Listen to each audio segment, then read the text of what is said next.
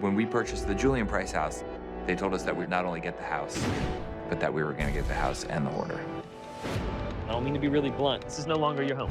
All the stuff must leave this house. You have every right to look at all of this and say, my God, you're a hoarder. But the truth is, I do not perceive myself as a hoarder. So we can throw that container away with the sand in it. No. Why not? Can we throw the sand away? No.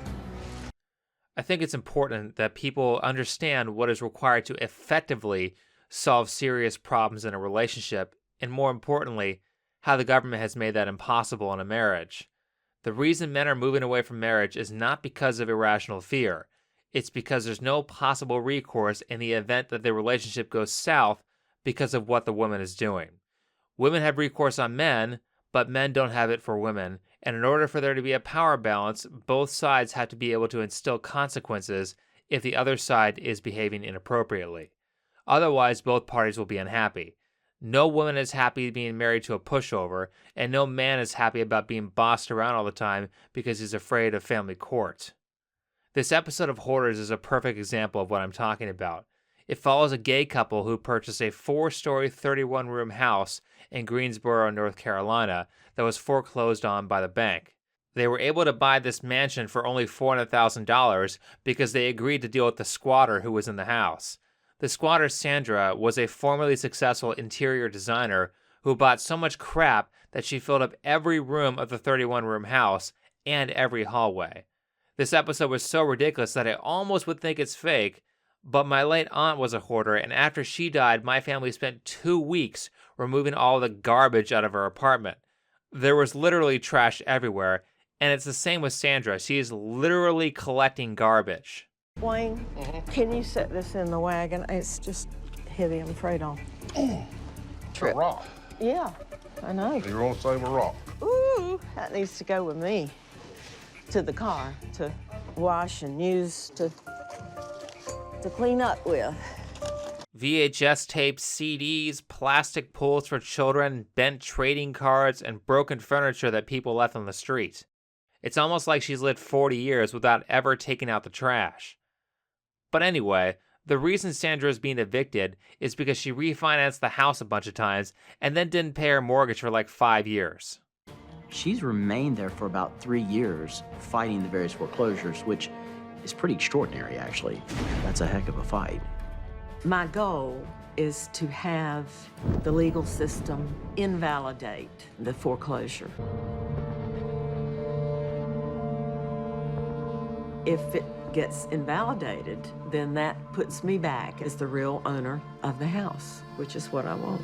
Sandra ran up over $2 million of debt and tried to get the loan invalidated. She did this on the premise that the banks were bailed out in 2008, so she wanted the taxpayers to bail out $2 million of her irresponsibility and kick out the new owners of the house. This is despite the fact that she thinks it's perfectly fine to own a $6,000 to $10,000 desk. And listen to me, it's a $6,000 desk, a $10,000 desk, and it is insane to let those get away. Obviously, she should have sold that when she got into financial troubles, but Sandra has decided that she cares way more about material garbage than she cares about her well-being or even her family. I'm Earl. I'm Sandra's brother. You don't want to throw any of this away. Why are you wasting your effort when you could let these folks that are here to help you carry this stuff out of your past? So you understand. Earl, stop it! Okay. Now! I am not a friggin' idiot, and I understand every bit of it! Listen to how she speaks to her brother who is taking 3 days out of his life to help her clean so that she can keep some of her stuff. She's not grateful at all for that. She would much rather have him gone so she can sleep in her pile of garbage. She even cared more about that house than she did her own husband. In 1979, somebody approached my husband wanting to buy the house and tear it down. And he says, well, if you love me, you'll do it. I went, whoa, whoa, whoa. If you love me, you won't ask me to do it. So he left. Now, you have to be careful when you listen, because manipulative people will often leave out important details of the story to make it look like they're in the right. The reality is that her husband didn't just out of nowhere ask her to agree to sell the house. Judging by the way she handles her finances, they were probably deeply in debt, and the husband, as a responsible adult, was trying to sell the house to pay off that debt. She ended up choosing the house instead of him. I don't know what their exact situation was with the marriage, but to every other man who is married, that's pretty much it. If a woman decides she's not going to budge on an issue, even if it's her being a drug addict, she has complete power, and what she says goes. Because if she doesn't get her way, then she can own half your stuff. She can garnish your wages for child support and alimony. She can lie and say you abused her, and while she's at that, she can use the kids as human shields. This is why men back down when their wives are abusing them and stay in unhappy marriages. They know the consequences of the contract they've signed. If you were having a serious conversation where you're discussing problems in the relationship, and she starts calling you stupid, talking about how much better of a person she is, I do everything for you, you do nothing for me, or she starts screaming, then that's pretty much it. The argument's over. She wins. There are no consequences you can give in response to her abuse because she can just ruin you in family court. You are defenseless as a man. And you have to understand, a person like Sandra or a woman who is set in her ways will never ever be convinced with words that she has a problem. Sandra feels that Bank of America never had a clear lien against the home. In a conversation with one of Sandra's brothers, it was brought to my attention that she was considering continuing her legal battle to regain possession of the house. She's still hoping that that court ruling would be reversed. No. So we purchased the house legally, and we're doing all of this to benefit her. We do not want to drag our family through this. We do not want to incur additional legal expenses. We want to keep these crates. I'm going to pull the plug on this entire process if she's going to go ahead with the lawsuit.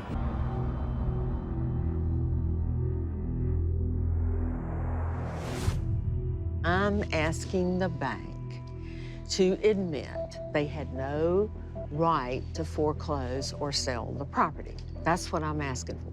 But if you win that, you've essentially undone everything that's been done. We have a trial in February 27th, and I go to court Wednesday.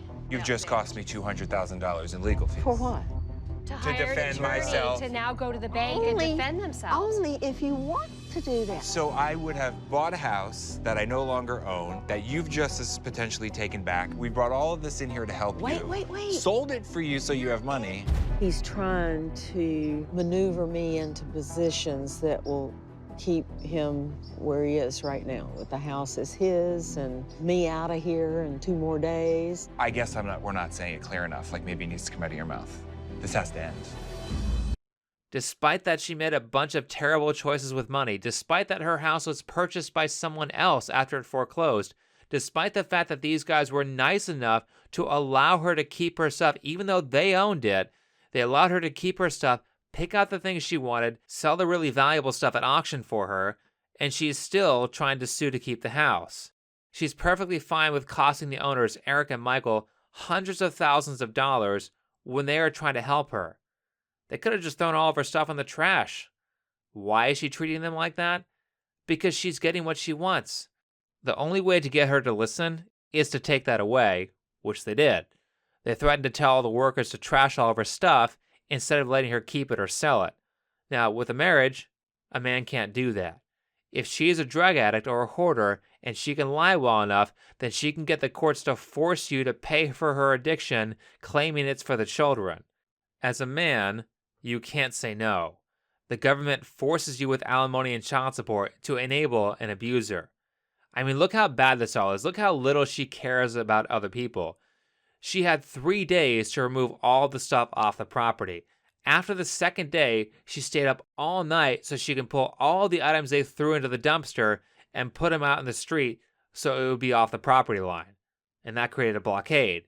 She had nowhere to take it, and I fully believe that she intended to leave the stuff there on the street and camp in front of it in her van. This is about finding you housing and making you some money. Now, what's the most important thing to you? I don't have a need for housing at all. May we please take that off? No, you do. You living in that van right there. You do have an No. issue for. Does she think people want that? Does she, as an interior designer, think that people want a homeless lady in a car full of trash with 2 dogs and a pile of garbage behind her camping out in front of a $500,000 home? Does she think the neighbors want that? Well, they didn't, because one of them called the police, and that phone call resulted in the most gratifying scene in this episode of Hoarders. She had until 4 p.m. to remove all the stuff off the street, and she missed it by a lot.